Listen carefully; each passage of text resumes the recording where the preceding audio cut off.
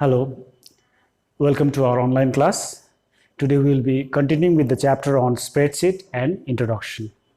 So in our previous class we have discussed about the spreadsheet 2000 starting Excel 2016 we have done. We have also learned about the different components of the Excel windows like quick access toolbar, title toolbar, ribbon, formula bar, worksheet, name box, tab and status bar. I hope you have gone through this chapter which we have done in our last class, and also we have completed the chapter on entering the data in the spreadsheet and also the types of data. Today we will be discussing about the how to perform the calculations in the spreadsheet or Excel.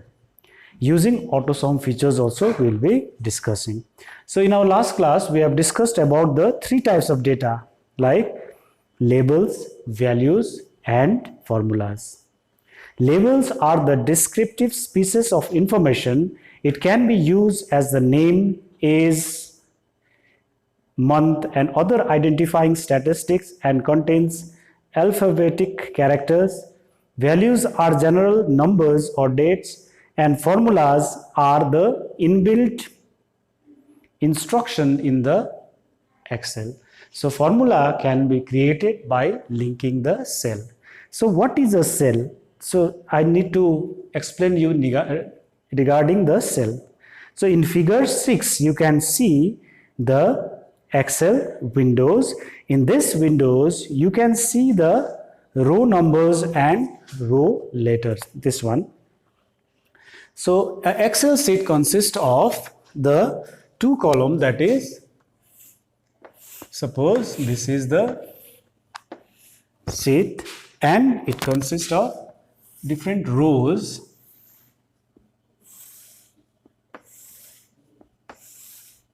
Different rows like 1, 2, 3, 4, and also the different column.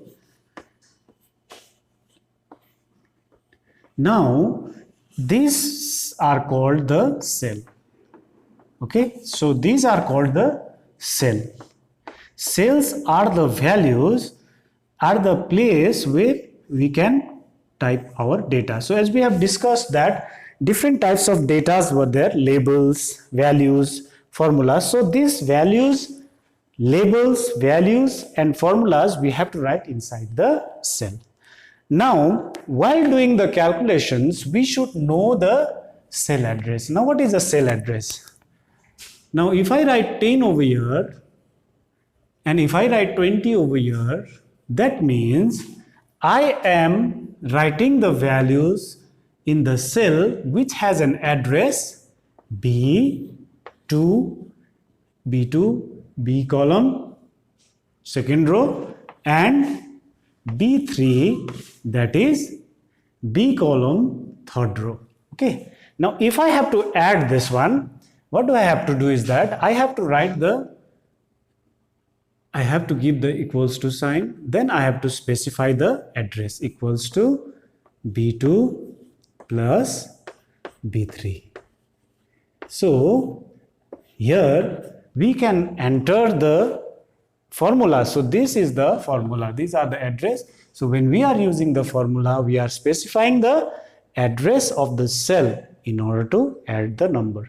So in a spreadsheet it consists of column letter and the row number. Okay, so I have explained you about the cell. I hope you have understood about the cell.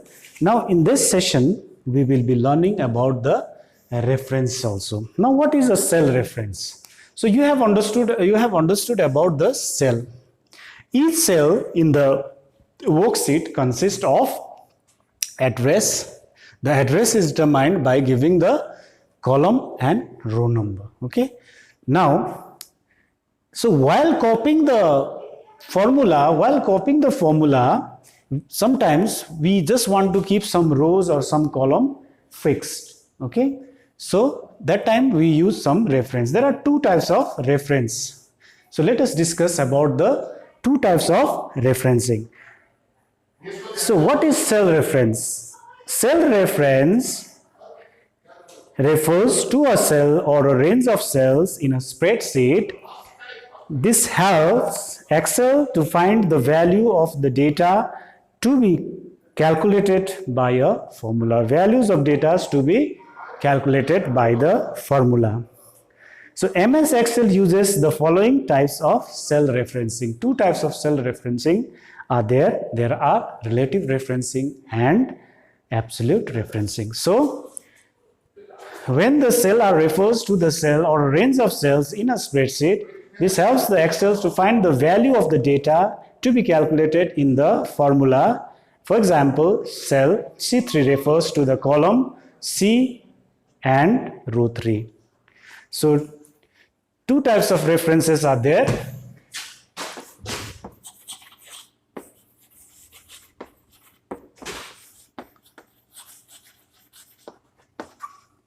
So number one is relative and number two is absolute.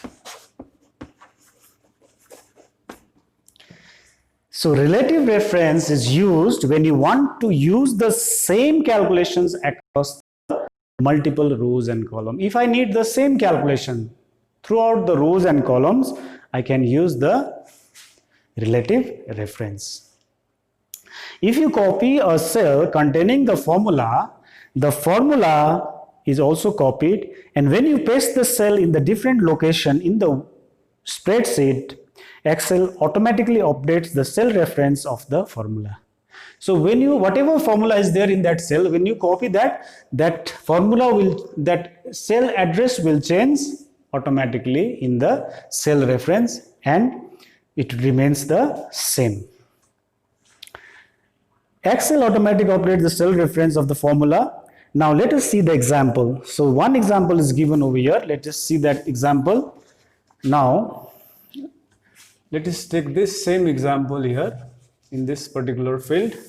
Now the value is given over here where you need to find the average of the number. Number 1, number 23, 24, 25.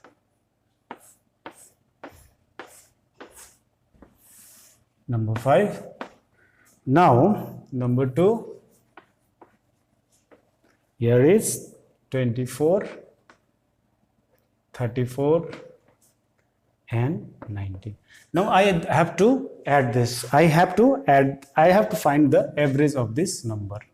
So I need to find the average in this field.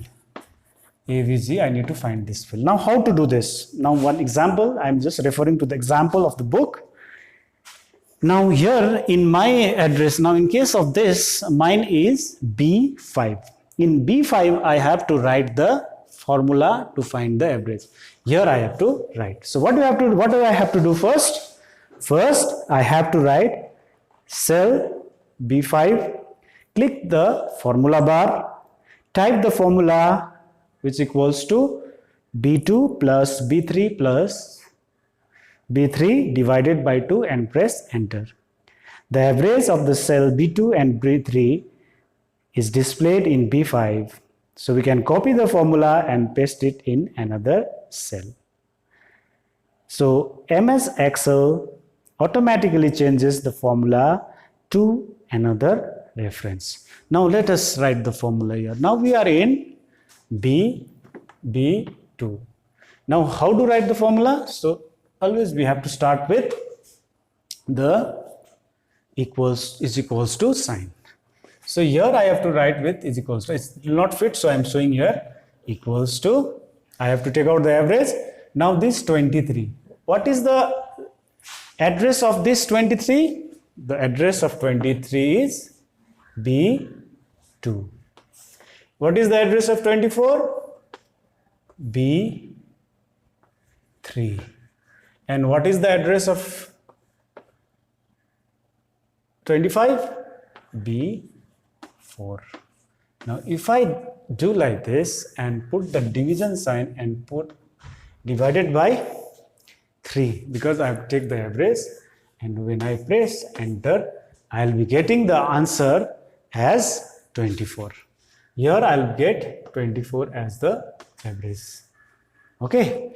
Now in the relative referencing, if I copy this address of the cell and paste it over here, it will come like this. It will come C2 plus C3 plus C4 divided by 3. That means the reference of that cell will change automatically when you copy the formula in the relative referencing, and it will give you the answer as 25 point something. Okay, so here what you have to understand is that in the relative referencing, when you copy the formula from one cell to another, the reference will change automatically. It was B2, this address was there given in the first cell, and in another one where we have to get the result, it changed to the second cell automatically. So this is the example of reference. Okay, so when we copy the formula in C5, we have copied in B5, we have typed the formula in B5. When we copy it in C5, it references changes. So this is what is shown in the example of relative reference. Now next type of reference is absolute reference. Absolute reference is used when you do not want to change the value of the calculation after a cell is copied. When you copied the cell, the reference will not change. To use the absolute, the value will not change. If you have to keep that value fixed in particular cell, that time you have to use the absolute reference. To use the absolute cell reference, you need to add the $sign before the cell reference. For example, A1, $1. Now, if you have relative referencing, we don't have to use the $sign. But in absolute referencing, we need to put the $sign in front of row and in front of the column. So, with the help of the $sign, we can make that particular cell fix, row or column fix. Let us apply the absolute referencing. Absolute reference is used when you do not want to change the value of the calculations after the cell is copied. To use the absolute cell referencing, you need to add the $sign before the cell reference. For example, cell A1 needs to be represented as $A$1. Now let me see. So in our first case, we have written the formula in the 5 without putting the $sign. Now in this referencing case, what you have to do, same case, the answer will differ. Okay, so I just have to fix the rows and the column. So I need to fix the rows. So in B5 only, for absolute referencing, I'll be putting the $B, $2. That means I am fixing this. 23 B, B2 I am fixing. Second one plus B, can you see from here? I don't think you can see, I'll just write it over here. You can see from here, I suppose. So this same formula, when I am using, this is for relative and this is for absolute. So in B5, if I have to write the formula, how do I have to write? It will be like this: $B, $2 plus $B, $3 plus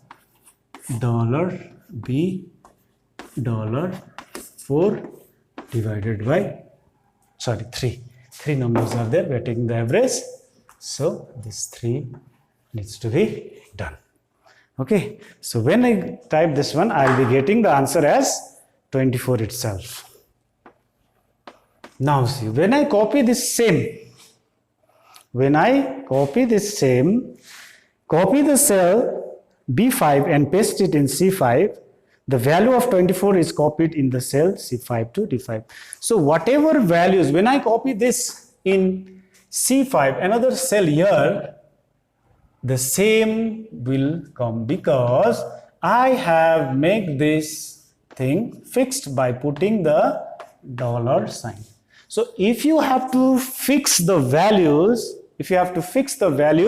then you have to put the dollar sign and you can refer the cell. The value of that cell will not change and the result will be same. So this type of referencing is called absolute referencing. So you should remember that absolute referencing is used when you have to keep the value fixed. Now next one, performing calculations. So while performing the calculations, you must know about the different types of operators: adding, subtracting, multiplying, and using the autosum. So if I have to add, so this is the example of adding. So if I have to add, if I have to do the addition, I just have to put the cursor over here. Suppose, let me take another example. If I have to add these three numbers, let's make the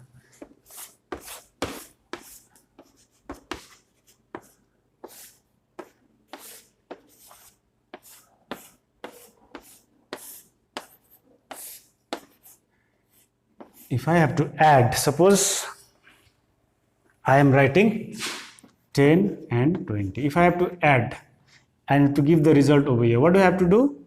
I just have to write equals to sign. I have to write the address of the cell. What is the address? The address is A column first row, that is equals to A1. I have to specify the address plus operators and A2. Enter, adding the number. If I have to subtract, I can do the same, but here if I have to, this is the addition. If I have to subtract, subtraction, then what I have to do? Here I have to write the formula. If I have to let me change the number, 30 minus 20. Okay, so A1 minus A2. When I press enter, I'll get the result. Similarly, if I have to multiply this two number,